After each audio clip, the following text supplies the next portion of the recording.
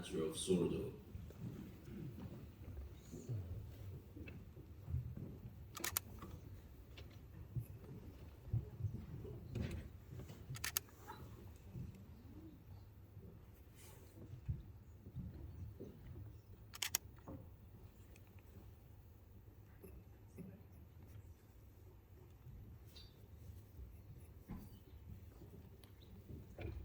Hello everyone, I'm very excited.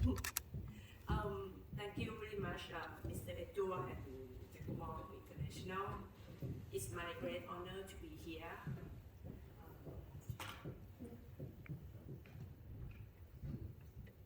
I am a bread baking teacher, a baker. Okay, one question, who loves bread? Please raise your hand. Okay. And who are the baker? Here? Okay. I am a baker and a bread baking teacher. I teach in my house in Bangkok, Thailand. Okay. Here's my studio located in the house. Okay. I am a baker for 3 years selling the bread, and after that I teach for almost 6 years. When we teach bread baking, especially the sourdough bread, I have to stand a whole day from morning until the evening, and next day when I get up on the bed and I put my leg on the floor, I feel hurt from the leg until the head. So it's very exhausted work at house. The reason that I write this book because I cannot stand a whole day teaching like this when I'm getting old. So I want some place to keep my knowledge. So that's why I decided to write this book.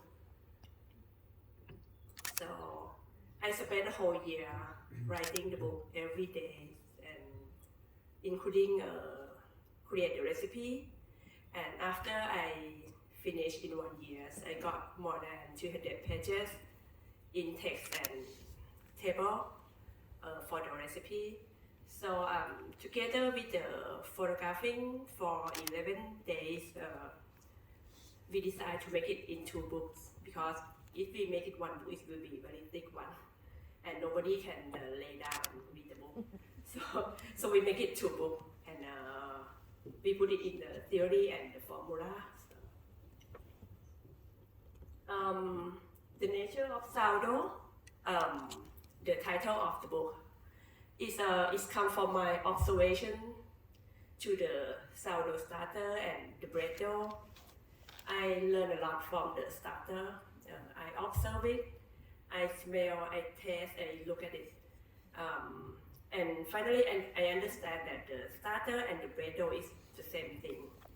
And when we make bread, we play with the fermentation, and we have to know how to manage the gluten network. So when I understand the nature of these 2 things, the fermentation and the gluten network, so I make this the title of the book, The Nature of Sourdough. For the concept of the book, I wanted very detailed information, because when I teach in the class, like when I see the student face, when they get in doubt, I can just ask them, what you don't understand, I can explain more to let them understand. But when the people read the book, I think it's only the one-way communication. I cannot see the reader face that they don't understand or anything. So I really want to write it in very detail to try to make them understand it a lot. So you can see this, the below one, right? It's my talk, my nickname Lint and Talks, right? In many places in the book, I will have this quote to explain more about some very complex information, to warning them that you have to be careful on when you mix the dough, or also about this kind of bread, you have to be careful with the fermentation.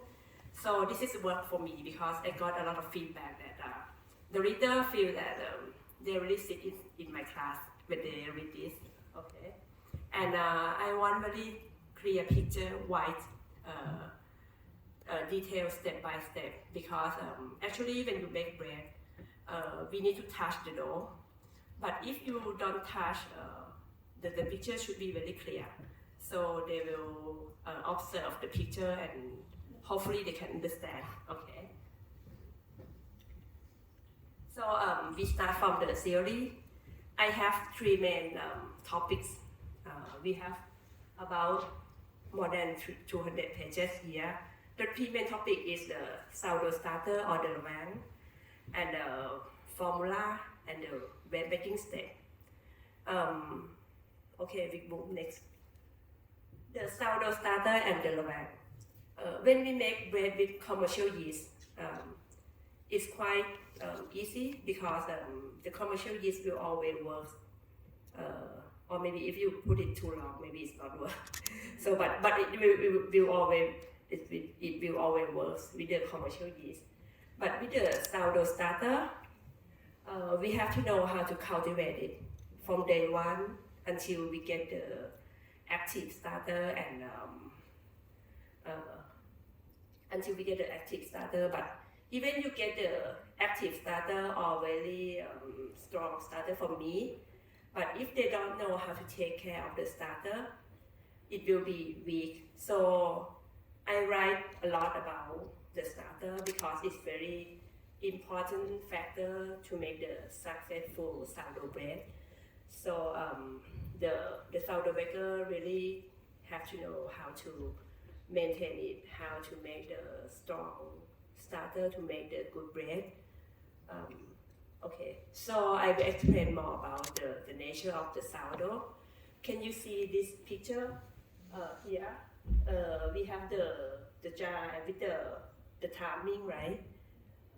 The top row, we have the time 12:30. As I said that I observe a lot about the sourdough starter. If we test the starter at that point, the test will be very balanced between yeast and bacteria. We will get some sweet and also the sour taste from the starter. When we make the crusty bread, if we bake bread at that moment, you will get a very good bread for the lean and crusty bread, right? If you bake it lower than that point, your bread will not be have the acidity. And if you bake it above that point, sometimes the gluten network being destroyed, and you see from the different picture that it fall down. I mean, some people when they make the sourdough bread and it become very sour, and the bread texture is very gummy or not good texture, it means they bake the bread above that point. So when I understand this nature, the bread dough is the same, but we just add the salt in the bread dough, or sometimes we add the milk, sugar, or everything. But the organism, I mean the yeast and bacteria, they don't know what is the milk or the sugar or anything. They just know that it's simple sugar that is the food of the bacteria and yeast, and they just give the result after fermentation. So that's why I said this, the book title, The Nature of Sourdough. In the starter and levain section, I also have many different types of sourdough starter for the different type of bread, because in Asia we love sweet bread and soft bread, and sometimes it's suitable to use the stiff sourdough starter. And when we make the whole wheat bread, like 100% whole wheat, we also need the 100% whole wheat starter, right? So I have a different type of starter to be suitable or different type of bread. Okay. So we move to next section in the theory part is the formula. I mean, I don't want people to read my book and follow my recipe. I want when they read the book, they will know how to create their own formula. So this section, I hope the people will understand how to make their own sourdough formula. So when they know how to create their own formula, right, they can use their ingredient, the seasonal ingredient, the local ingredient, so we can have more variety of bread in the market. Okay. And this is a lot of table here. Even I read it by myself, I feel very tired because a lot of calculation and table in this section. So next, the final section of this theory book is the illustrator of the bread making process. When we make bread, we don't just make the recipe, but we practice the skill of this step. We practice how to mix the dough. We practice how to control the fermentation, how to shape, how to scoring the bread dough, how to bake the bread dough with the different type of temperature. So I explain a lot in these 18 steps. Usually if you Google in the bread making step, you will find 10 or 12 steps. But with the sourdough, we have more work to prepare the starter and the wang. So we have 18 steps here. In my class, I always say that I practice the country bread, but I don't practice country bread. I practice this step. And I also encourage my students to practice only one recipe. Because if you practice one recipe, when you have problem in the bread, you just track back to this step and you correct it. And until you get the very successful bread, you will have skill of this step. And after you change the recipe, you can do it right away because you have the skill of this step. So I will show some picture of this step. This is the machine mix, lean bread and the enriched bread. This is the hand mix, okay, because some people they don't have the mixer. So I show how to mix the bread by hand. And this is the fermentation, also the graph that I really understand the fermentation. And this is how we shape the baguette. a bit shy because many friends here. Okay, and this is the sandwich bread. Okay. And this is how we score and bake the bread in the home kitchen. Okay. So with the formula, so we move to next one. Okay, thank you. This is the formula. Okay. As I said, I don't want the reader to follow my recipe. So the formula, I use it as a tool to represent how to use the ingredient, how to apply the technique to make the good dough network, the good gluten network, and how to prepare some ingredient to be able to put it in the bread dough. And the cover of the book is from Thai rice flour, the local rice. We picked this picture because we want some like the East meet West, right? We use the local ingredient with the bread dough. Okay, you will see in next 2 pages how we use this one. Within this book, we have 42 recipes in 6 categories, and all recipes are the sourdough bread.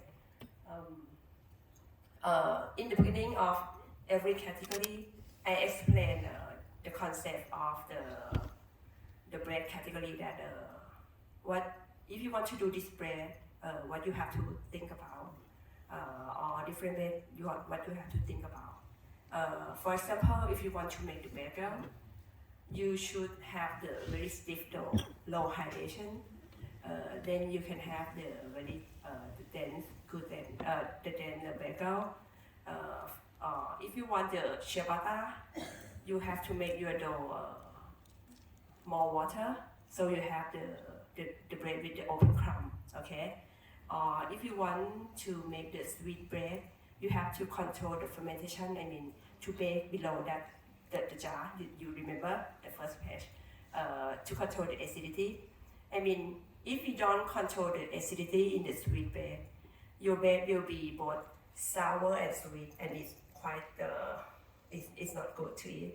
Okay, so as I said that I want to represent how I apply the local ingredient with the bread dough. So there are lots of tricky ingredients to use in the bread dough, especially the rice.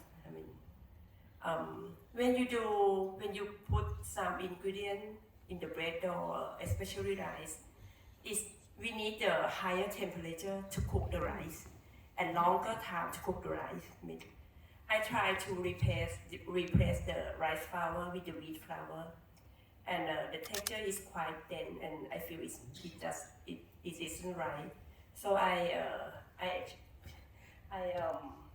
try a lot. So we use the cooked rice and the cooked and blend rice, and this is the steamed rice flour. This is the I use in the cover of this book, and the soaked rice, and also the cocoa powder is very tricky one, and the seeded one we have to soak it first, or the rooted vegetable that we have to make it and blend it before we use in the bread dough. And this is the open picture of six category. This is the classic bread, and the vegan sandwich bread, and the long fermentation bread, also the sweet bread and some fun bread. And the last two category, it has their own theory because it's more difficult and it needs its own starter. So we have the whole wheat bread with the whole wheat starter, like this. And the last category is the Italian festive bread. This category is very difficult and very challenging. Sometimes people call it the Everest of bread making. So we really need the theory of this category. After we baking it, we have to upside down it at 12 hours before we can eat it. So this is the pasta made that we use in the panettone and the dough. So I'm just the baker and the teacher in my very small studio, and only my content and the baker and bread. I cannot make it beautiful bread. Without the team, my teacher assistant and the production team, my husband, the support from my husband and my partner who always trust me, I cannot make this two book. So thank you very much.